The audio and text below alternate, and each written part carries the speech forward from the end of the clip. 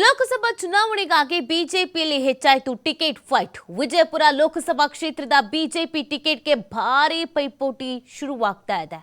BJP ಟಿಕೆಟ್ಗೆ ವಿಜಯಪುರ ಜಿಲ್ಲೆ ಮುಖಂಡರಿಂದ lobby ನಡೆಸಲಾಗ್ತಾ ಇದೆ. ಬಿಜೆಪಿಯಲ್ಲಿ ಈ ಟಿಕೆಟ್ ಫೈಟ್ ಅನ್ನುವಂಥದ್ದು ಹೆಚ್ಚಾಗ್ತಾ ಇರುವಂಥದ್ದು. ವಿಜಯಪುರ ಲೋಕಸಭಾ ಕ್ಷೇತ್ರದ ಬಿಜೆಪಿ ಟಿಕೆಟ್ಗಾಗಿ ಮುಖಂಡರು ಲಾಭಿಯನ್ನ ಮಾಡೋದಕ್ಕೆ ಶುರು ಮಾಡ್ತಾ ಇದ್ದಾರೆ. ಸಂಸದ ರಮೇಶ್ ಜಿಗಜಿಣಗಿ, ಬಜರಂಗದಳ ನಾಗರಾಜ ಭೋವಿ, ಡಾಕ್ಟರ್ ಬಾಬು ರಾಜೇಂದ್ರ ನಾಯಕ, ಮಹೇಂದ್ರ ನಾಯಕ ಟಿಕೆಟ್ಗಾಗಿ ಡಿಮ್ಯಾಂಡ್ ಅನ್ನು ಇಟ್ಟಿದ್ದಾರೆ. ಯಾರಿಗೆ ವಿಜಯಪುರ ಲೋಕಸಭಾ ಬಿಜೆಪಿ ಟಿಕೆಟ್ ಎಂಬ ಕುತೂಹಲ ಇದೀಗ ಹೆಚ್ಚಾಗ್ತಾ ಇದೆ. ಇನ್ನಾಲ್ವರು ನಮಗೆ ಟಿಕೆಟ್ ಬೇಕು ಅಂತ ಹೇಳ್ತಾ ಇದ್ದಾರೆ. ಸೊ ಈ ಹಿನ್ನೆಲೆಯಲ್ಲಿ ಯಾರಿಗೆ ಟಿಕೆಟ್ ಅನ್ನ ಕೊಡ್ತಾರೆ, ಯಾರನ್ನ ಅಭ್ಯರ್ಥಿ ಅಂತ ಘೋಷಣೆ ಮಾಡ್ತಾರೆ, ಇವರ ನಾಲ್ವರನ್ನೂ ಬಿಟ್ಟು ಬೇರೆ ಇನ್ಯಾರನ್ನಾದ್ರೂ ಹೆಸರುಗಳನ್ನ ಹೇಳ್ತಾರಾ?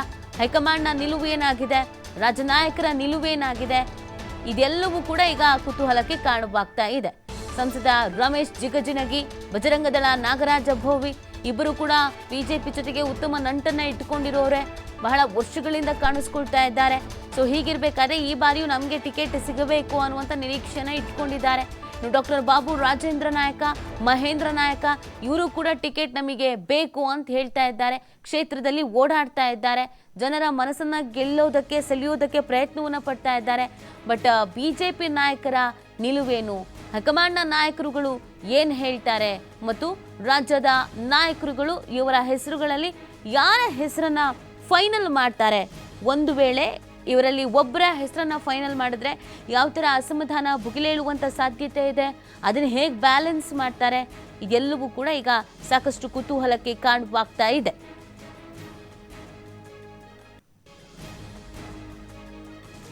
ಈ ಬಗ್ಗೆ ಮತ್ತಷ್ಟು ಮಾಹಿತಿಯನ್ನು ನೀಡ್ತಾರೆ ನಮ್ಮ ಪ್ರತಿನಿಧಿ ಸಿದ್ದಪ್ಪ.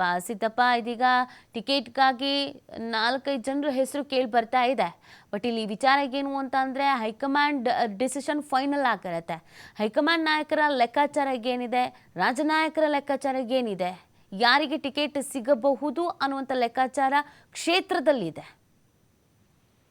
ಖಂಡಿತ ಲೋಕಸಭಾ ಚುನಾವಣೆ ಹತ್ತಿರ ಆಗ್ತಾ ಇದ್ದ ಹಾಗೆ ಆಕಾಂಕ್ಷಿಗಳ ಸಂಖ್ಯೆ ಕೂಡ ಹೆಚ್ಚಿಗೆ ಆಗ್ತಾ ಇರುವಂತದ್ದು. ಇನ್ನು ಬಿಜೆಪಿ ಪಾಳ್ಯದಲ್ಲಿ ಈ ಬಾರಿ ಟಿಕೆಟ್ ಯಾರಿಗೆ ನೀಡಬೇಕು ಅನ್ನುವಂಥದ್ದು ಹುಡುಕಾಟವನ್ನ ಕೂಡ ನಡೆಸ್ತಾ ಇದೆ. ಇನ್ನು ಲೋಕಸಭಾ ಚುನಾವಣೆಗೆ ಪ್ರತಿ ಬಾರಿ ಕೂಡ 5ರಿಂದ 6 ಜನ ಫೈಟ್ ಕಡ ನಡೀತಾನೆ ಇರುವಂತದ್ದು. ಈಗ ವಿಜಯಪುರದಲ್ಲಿ ಕೇಂದ್ರದ ಮಾಜಿ ಸಚಿವರಾಗಿರುವಂತಹ ಹಾಲಿ ಸಂಸದ ರಮೇಶ್ ಜಿಗಜಿಣಗಿ ಅವರು ಕೂಡ ಈ ಬಾರಿ ಟಿಕೆಟ್ಗೆ ಹಾಕಿ ಫೈಟ್ ಕೂಡ ಮಾಡ್ತಾ ಇದ್ದಾರೆ. ಇಲ್ಲಿ ಸಾಕಷ್ಟು ಕೆಲಸಗಳನ್ನ ಮಾಡಿದ್ದೇನೆ, ಈ ಬಾರಿ ಬಿಜೆಪಿ ನನಗೆ ಟಿಕೆಟ್ ಕೊಡುತ್ತೆ ಅನ್ನುವಂತ ಮಾತನ್ನ ಪ್ರತಿ ಬಾರಿ ಸುದ್ದಿಗೋಷ್ಠಿ ನಡೆದಲ್ಲಿ ಕೂಡ ರಮೇಶ್ ಜಿಗಜಿಣಗಿ ಅವರು ಹೇಳ್ತಾನೆ ಬಂದಿರುವಂತದ್ದು. ಒಂದು ಕಡೆ ಸಾರ್ವಜನಿಕರ ವಲಯದಲ್ಲಿ ಕೂಡ ಈಗ ಚರ್ಚೆ ಆಗ್ತಾ ಇರುವಂತಹ ವಿಷಯ ಏನಂದ್ರೆ, ಈ ಬಾರಿ ಟಿಕೆಟ್ ಕೈ ತಪ್ಪುವ ಹಿನ್ನೆಲೆ ಈ ರೀತಿಯಾಗಿ ಹೇಳ್ತಾ ಇದ್ದಾರೆ ಮತ್ತು ಕೈ ತಪ್ಪುತ್ತೆ ಅನ್ನುವಂತ ಕೆಲವೊಂದಿಷ್ಟು ರಾಜಕೀಯ ವಲಯದಲ್ಲಿ ಕೂಡ ಈ ರೀತಿಯಾಗಿ ಚರ್ಚೆ ಆಗ್ತಾ ಇದೆ. ಆದ್ರೆ ರಮೇಶ್ ಜಿಗಜಿಣಗಿ ಅವರು ಮಾತ್ರ ಈ ಬಾರಿ ನನಗೆ ಟಿಕೆಟ್ ಸಿಗುತ್ತೆ ಅನ್ನುವಂತ ಆತ್ಮವಿಶ್ವಾಸವನ್ನು ಕೂಡ ಇಟ್ಕೊಂಡಿರುವಂತದ್ದು. ಇನ್ನು ಮತ್ತು ಬಜರಂಗ ದಳ ಸಂಘಟನೆಯಿಂದ ಗುರುತಿಸಿಕೊಂಡಿರುವಂತ ಯುವಕ ಏನಿದೆ ನಾಗರಾಜ್ ಭೋವಿ ಅವರು ಕೂಡ ಈ ಬಾರಿ ಸಾಕಷ್ಟು ಓಡಾಟವನ್ನ ಕೂಡ ಮಾಡ್ತಾ ಇದ್ದಾರೆ.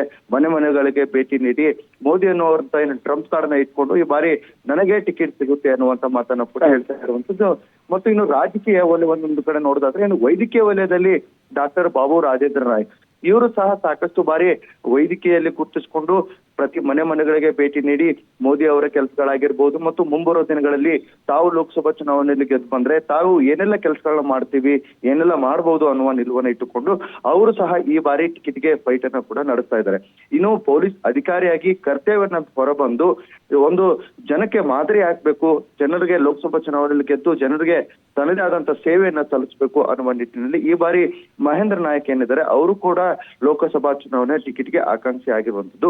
ಇದಲ್ಲದೆ ಇನ್ನು ಹಲವಾರು ಟಿಕೆಟ್ಗಾಗಿ ಸಾಕಷ್ಟು ಪೈಪೋಟಿಯನ್ನ ಮಾಡ್ತಾ ಇರುವಂತದ್ದು. ಆದ್ರೆ ಈ ಬಾರಿ ಕುಮ್ಮಟನಗರಿಗೆ ಲೋಕಸಭಾ ಬಿಜೆಪಿ ಟಿಕೆಟ್ ಯಾರೇ ಸಿಗುತ್ತೆ ಅನ್ನುವಂಥದ್ದು ಸಾಕಷ್ಟು ಕುತೂಹಲ ಮೂಡಿದೆ. ಹೈಕಮಾಂಡ್ ಯಾರನ್ನ ಆಯ್ಕೆ ಮಾಡ್ತಾರೆ, ಇವರನ್ನ ಹೊರತು ಬೇರೆ ಯಾರನ್ನ ಆಯ್ಕೆ ಮಾಡ್ತಾರೆ ಅನ್ನುವಂಥದ್ದು ಕೂಡ ಕಾದ್ ನೋಡ್ಬೇಕಾಗಿರುವಂತದ್ದು. ನೀತಿ.